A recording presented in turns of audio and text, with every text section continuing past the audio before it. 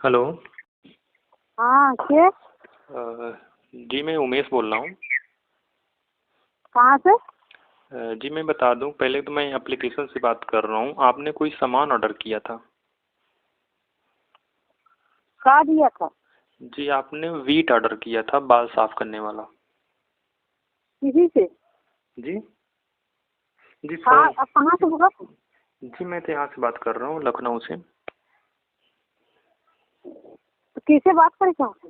जी बात नहीं, आपने कुछ सामान ऑर्डर किया था वीट, जैसे बाल साफ करने वाला नहीं होता है, हाँ। बाल साफ करने वाला एक क्रीम होता है, वो आपने ऑर्डर किया था। और क्या आपको चाहिए क्या? नहीं, हमको नहीं चाहिए। जी जी जी जी कहाँ से बात कर रहे हैं मैडम? नहीं, हमको नहीं चाहिए। जी चाहिए नहीं आपको? नहीं। जी ये मतलब फ्री कास्ट है, मतलब इसमें कुछ खासियत है, मतलब आप कहीं बाजार में ऐसा क्रीम नहीं पाएंगी आप। नहीं, हमको नहीं चाहिए। जी मैम। नहीं, हमको नहीं चाहिए। जी जी आपको चाहिए ही नहीं?